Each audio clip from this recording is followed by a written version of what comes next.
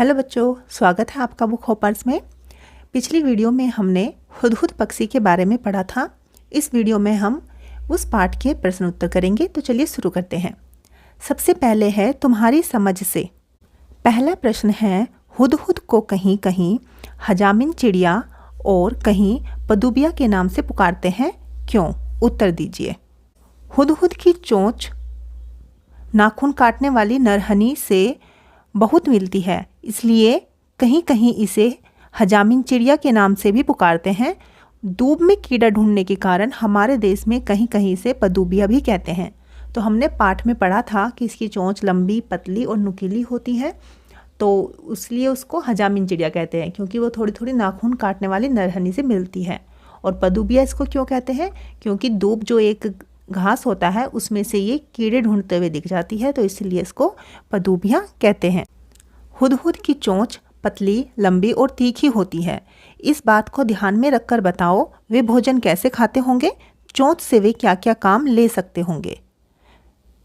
तो वे छोटे छोटे कीड़े मकोड़े खाते होंगे, क्योंकि उनकी चोंच लंबी, पतली और तीखी होती है। और क्या क्या काम वे अपनी चोंच से कर सकते होंगे? चोंच से वे जमीन के भीतर छिपे कीड़े मकोड़े ढूंढ निकालते होंगे। दुश्मनों से अपना बचाव भी वे इसी चोंच से करते होंगे, क्योंकि तीखी होती है। तो अगर कोई उनके ऊपर हमला करता होगा तो अपनी तीखी चोंच से वे अपना बचाव भी कर सकते होंगे। आगे है मैंने जाना। पाठ में से ऐसे शब्दों की सूची बनाओ जो पक्षियों के लिए इस्तेमाल होते हैं, और उनकी कैटेगरी आपको अलग अलग करनी है। ऐसे शब्द जो कि आप पहले से जानते थे, ऐसे शब्द जो कि आपको पढ़ने के बाद मालूम हुआ, ऐसी बातें जो कि आप जानना चाहते हैं, और जो आप जानना चाहते हैं वो आप कहाँ से पता करेंगे। तो जो आप पहले से जानते थे, जैसे चोंच, आँखें, अंडे, घोंसला, चहचहाना, पंख, हो सकता है ये सारी बातें आप पहले से जानते हो। और पढ़कर जो आपको मालूम हुआ इस पाठ से, हुदहुद, कलगी, ताज, हजामिन, पदूबिया, हुप हुप हुप, हुपहू, तो ये शब्द ऐसे थे जो कि इस पाठ में आए थे। और आप क्या जानना चाहते हो? अंडे देने के अलावा मादा हुदहुदों के अन्य काम क्या होते होंगे?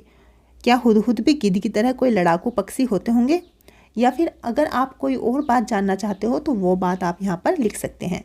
और आप पता कहाँ से लगाएंगे? या तो आप किताबें पढ़कर पता लगाएंगे, या इंसाइक्लोपीडिया में पढ़कर पता लगाएंगे, या फिर अपने शिक्षकों से पूछेंगे, या फिर नेट से आप इसको सर्च करके पता लगा सकते हैं। आगे है पहचाने कैसे। अगर तुम्हें हुदहुद को पहचानने में किसी की मदद करनी है तो तुम उसे कौन सी बात बताओगे? 4-5 वाक्य लिखो। तो आप बता सकते हैं कि हुदहुद के सिर पर कलगी होती है, इसका सारा शरीर रंग बिरंगा और चटकीला होता है, पंख काले होते हैं जिन पर मोटी सफ़ेद धारियाँ बनी होती है, इसकी चोंच पतली, लंबी और तीखी होती है, बोलते समय यह 3 बार हुप हुप हुप सा कुछ कहता है। तो ये सभी पहचान है हुदहुद पक्षी की, जो कि आप बता सकते हो किसी को पहचान करने के लिए। आगे है, अब कौवे या कबूतर को पहचानने के लिए 4-5 बिंदु लिखो। यह लिखने के लिए तुम्हें इन पक्षियों को कुछ समय तक बहुत गौर से देखना होगा। तो यहाँ पर आप या तो कबूतर के बारे में या फिर कौवे के बारे में 4-5 वाक्य लिख सकते हैं। तो जिसके बारे में भी आप लिखें उसको ध्यान से देखें और उसके बाद ही उसके बारे में लिखिए। जैसे कि कौवे की पहचान आप कैसे करेंगे? कौवे का पूरा शरीर काला होता है, इसकी चोंच काली, लंबी और नुकीली होती है, और यह काँव काँव की आवाज़ करता है, और इसकी आवाज़ में मिठास नहीं होती। तो ये बातें आप कौवे के बारे में लिख सकते हैं। अगर आप कबूतर के बारे में लिखना चाहते हैं तो कबूतर के बारे में भी आप इसी तरह की बातें लिख सकते हैं। आगे है तरह तरह के नाम। तुम्हारे आसपास कौन कौन से पक्षी पाए जाते हैं, उनके नामों की सूची बनाओ। तुम्हारे और तुम्हारे दोस्तों के घर की भाषा में इन्हें क्या कहते हैं? तो जो भी आपके घर की भाषा में या आपके दोस्तों के घर की भाषा में उनको कहते हैं वो भी आपको लिखना है। जिन पक्षियों का नाम तुम्हें नहीं पता उनका नाम तुम्हें पता करने होंगे। तो आपके घर के आसपास जो पाए जाते हैं वो आप लिख सकते हैं, जैसे गोरैया, कबूतर, मैना, कौवा, इस तरह के पक्षी जो कि सभी के घर के आसपास मिल जाते हैं। आगे है बातचीत। तुमने हुदहुद से जुड़ी एक कहानी पढ़ी है, इस कहानी को बातचीत के रूप में लिखो। नीचे हमने इस बातचीत को तुम्हारे लिए शुरू कर दिया है। तो जो कहानी हमने पढ़ी है उसको बातचीत के रूप में लिखना है। जैसे शाह सुलेमान बोलता है गिद्धों से, अरे भाई गिद्ध, जरा मेरी बात सुनो। तो गिद्ध उत्तर देते हैं, कहिए लेकिन थोड़ा जल्दी कहिए। तो सुलेमान कहते हैं, धूप से परेशान हो रहा हूँ मैं, तुम अपने पंखों से मेरे सिर पर छाया कर दो। तो गिद्ध क्या कहते हैं? गिद्ध कहते हैं, हम तो बहुत छोटे हैं और हमारी गर्दन पर पंख भी नहीं है, फिर हम छाया कैसे कर सकते हैं? तो इसी कहानी को आपको आगे बढ़ाना है। अब जो शाह सुलेमान है वो हुदहुदों से क्या कहेंगे? शाह सुलेमान अब हुदहुदों से कहेंगे, अरे भाई हुदहुद, क्या तुम मेरे सिर के ऊपर छाया दे सकते हो? तो हुदहुदों का मुखिया क्या कहता है? क्यों नहीं महाराज, मैं अपने दल के सभी हुदहुदों को इकट्ठा करके लाता हूँ और फिर सभी हुदहुद मिलकर बादशाह के सिर पर छाया कर देते हैं। फिर शाह सुलेमान खुश होकर कहते हैं, मैं तुम्हारी कोई इच्छा पूरी करूँगा, बताओ तुम्हारी क्या क्या इच्छा है? उसके बाद हुदहुदों का मुखिया कहता है, महाराज मैं अपने सभी साथियों से सलाह करने के बाद अपनी इच्छा बताऊँगा। तो शाह सुलेमान कहते हैं, ठीक है। हुदहुदों का मुखिया फिर साथियों से सलाह करता है। उसके बाद हुदहुदों का मुखिया कहता है, महाराज यह वरदान दीजिए कि हमारे सिर पर आज से सोने की कलगी निकल आए। जो शाह सुलेमान है वो मुखिया से कहते हैं कि मुखिया इसका फल क्या होगा, ये तुमने सोच लिया है? तो मुखिया कहता है, हाँ महाराज, मैंने खूब परामर्श करने के बाद यह वर मांगा है। तो फिर शाह सुलेमान कहते हैं, तो फिर ठीक है, जो तुम चाहते हो वही होगा। उसके बाद आपको पता है कि जब उनके सिर पर सोने की कलगी निकल आई तो लोगों ने उनका शिकार करना शुरू कर दिया। सब लोग तीर से हुदहुदों को मारकर सोना इकट्ठा करने लगे। तो उनका मुखिया फिर से शाह सुलेमान के पास आता है। उसके बाद शाह सुलेमान से मुखिया क्या कहता है? मुखिया कहता है, महाराज इस सोने की कलगी के कारण तो हमारा वंश ही समाप्त हो जाएगा। तो शाह सुलेमान कहता है कि मैंने तो तुम्हें पहले ही चेतावनी दी थी। खैर जाओ, आज से तुम्हारे सिर का ताज सोने का नहीं बल्कि सुंदर परों का बना होगा। तो फिर मुखिया कहता है, बहुत अच्छा महाराज। तो इस तरीके से आप ये कहानी लिख सकते हैं। आगे है रंगारंग। हुदहुद का सारा शरीर रंग बिरंगा और चटकीला होता है। हुदहुद का रंग चटकीला बताया गया है। रंग कैसे होते हैं यह बताने के लिए कुछ शब्दों का इस्तेमाल किया जा सकता है, जैसे फीके रंग, चटकीले रंग आदि। अब आपको क्या बताना है? ऐसे ही कुछ, जैसे गहरा रंग, फीका रंग, जो चीज़ें इन रंग में होती है उन चीज़ों के आपको नाम बताने हैं। जैसे गहरा रंग बता सकते हैं आप, होता है पत्तियों का, कौवे का, भालू का।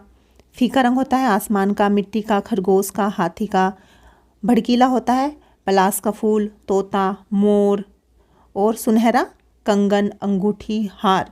तो इन चीज़ों का रंग कैसा होता है वो आप बता सकते हैं, डिफाइन कर सकते हैं कि किसी भी रंग को, क्या रंग गहरा है, क्या रंग फीका है, कौन सा भड़कीला है, कौन सा चटकीला है।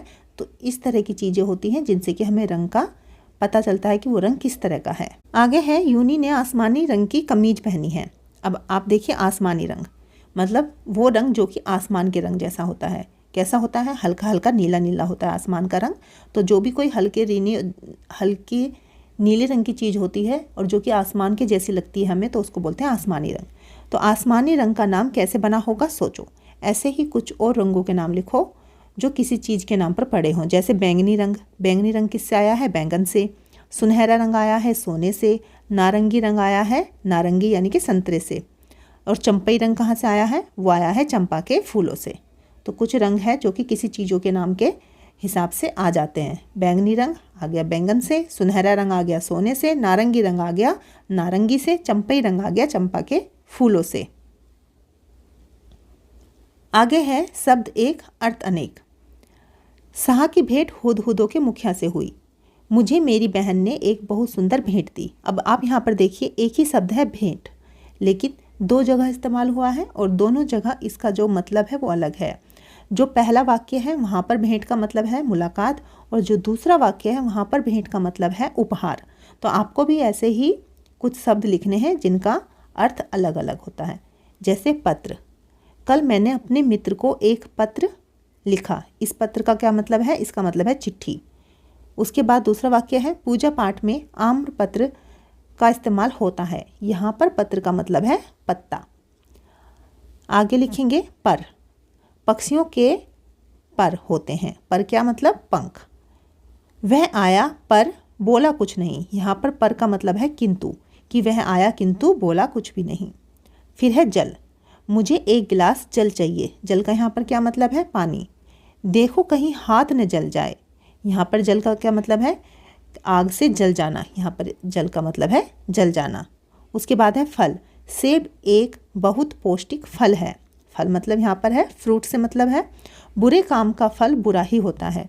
यहाँ पर फल का क्या मतलब है? यहाँ पर फल का मतलब है नतीजा। अगर हम किसी के साथ कुछ बुरा करेंगे तो हमारे साथ भी बुरा होगा, इसका मतलब है नतीजा। आगे है नाम। हुदहुद एक बहुत ही सुंदर पक्षी है। हुदहुद और पक्षी दोनों को ही हम संज्ञा कहते हैं। अब नीचे दी गई तालिका को आगे बढ़ाओ। जैसे हुदहुद है पक्षी, भारत एक देश है, अनार एक फल है।